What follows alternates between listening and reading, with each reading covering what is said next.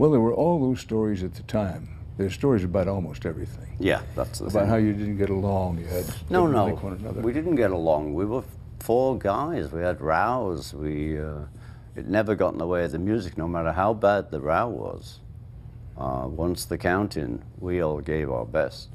And that was a little later, too, which I think is a natural thing, you know. Suddenly, we've got lives, and I've got children, and, you know, the effort that we put in, because we worked really hard, was starting to pale a little, you know. And, you know, we always thank Paul to this day. Because of Paul, who's the workaholic of our band, we made a lot more records than John and I would have made, say, you know. We'd like to sit around a little more, and then Paul would call, all right, lads, and we'd go in, yeah. You've been in the wind for a long time, my friend. Better than having wind. Well, I can agree with that. Yeah, I have. You know, from 1960, when I left the factory, this is what I've done. You know, played, I've toured, made a few good records. Made a few good records.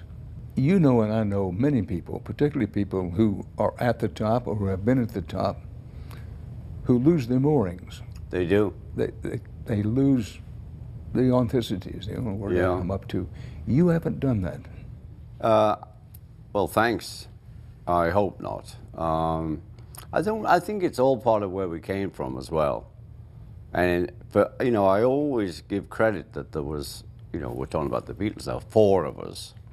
I mean, I was in Rory Storm and the Hurricanes, but there were four of us, and we all from the same city, and we would look at each other. You know, if one of us would be freaking out or being a big shot, three other people would go, excuse me, you know, and that kept us. And, you know, it's interesting, because the time we met Elvis, I really thought, how sad he's on his own. And he had all those people around, but he was on his own. I had three great mates. I'm well enough of it here. But you mentioned earlier you had a God-given gift. Yeah, time. How much of it is a God-given gift, and how much of it is all those hours you spent practicing? I didn't. I hate practicing. I hate sitting there. I tried it when I first got the kit upstairs in the back room, you know, all those movies that were made. And it was the most boring thing ever. I did all my learning with other musicians, other bands. I was lucky because there were a lot of us around, and we weren't all great players. We were all learning, so I learned everything with everyone else at that time. This is in Liverpool? In Liverpool, yeah. But I was lucky in the factory.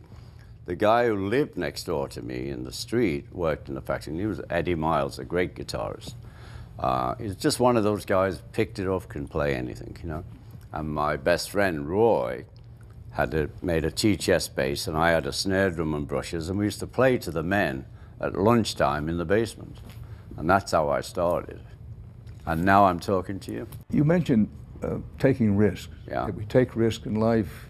It's no good looking back and saying, might have, could have, should have taken this road or that road. But you took a big risk. You were playing with the Hurricanes. I was. And you got a chance to go with this Beatles group. Yeah, I know. But the Hurricanes were bigger at the moment. They were, but I loved, from Germany where we met, really. We were playing Rory and the Hurricanes, and the Beatles were playing the different clubs than the guy Koshmid, who owned both of them, put us on the same club. And I loved John, Paul, and George. I just loved that front line. And, you know, we would do at the weekend 12 hours between us. And I'd be there for the last gig, you know, just sitting there watching the front line, requesting songs. Yeah, so then they asked, and I had no hesitation, really, but people did say, are you going to leave Rory? And I said, yeah, I'm going to leave. You know, you just make her step up. I'm interested to know why that was. You liked the group. I did. I liked the music. Yeah, they were great players. They were you know, Rory was a showman, and we were players, and we had a guitarist called Johnny Guitar who was great, but that was about it, really. But we You know, we were big in Liverpool. And I just loved them. So, you know, the thing Brian called it was a Wednesday. He said, would you join the band? I said, sure. I said, when? He said, oh, tonight. I said, no, I can come Saturday because they've got to get another drummer. Because, you know, we're all playing the same songs. Well, let's go back for a minute. Even before the Hurricanes, you heard Lightnin' Hopkins, you heard Ernest Tubb, you heard Hank Williams, all of those. Did you hear other drummers? For example, Gene Krupa was a big drummer. I went to see, I think it was the Glenn Miller story. Gene Krupa was actually in it. Yeah. But people always ask me, oh, what about those drummers and those records? I never listened to the drummer. I listened to the whole thing. You know, there was an Al Green track called I'm a Ram, and the guy hit the hi-hat, boom, boom, boom. Psst. It's like magic to me.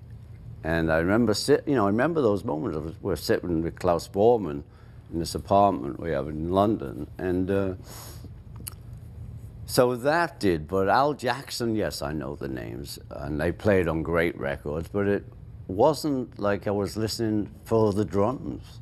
Well, looking back over your career, you've had it all. You've had a great solo career, still touring with your own band in which you put the band forward. I was there last night when you performed, and frankly, a little surprising, but very impressive. You don't put yourself forward. You put the band forward, the whole band. I love to be in a band. I'm a band guy. You're a band guy. Now, and a drummer. Now help me remember, I'm not a musician. Yeah. But do you think of yourself as a sideman? Or is the drummer in a special category? You have the star, the centerpiece. Well, because of the Beatles and that, you know, I am the guy. It's Ringo and the All-Stars. Right. But I play with all these other guys. They play for me. And it sort of worked out since 1980. Now it'll be 30 years I've been doing this part of my life. Next year, when I put the first Ringo and the All-Stars band together, which came about, how crazy, some guy, promoter, Pepsi had got to him and say, you know, we'd like Ringo to do a tour, that we'll support him. Who got to my lawyer, who called me out of the blue. And I thought, well, yeah, okay. And I phoned, you know, it was quite a big band because I just opened in those days the phone book and called all these Dr. John, Joe Walsh, Billy Preston, Clarence. I thought that'd be good. I had big Clarence to bump up against. And Nils and Levon. I was so insecure, though I'd said yes. There were three drummers. I was in the middle.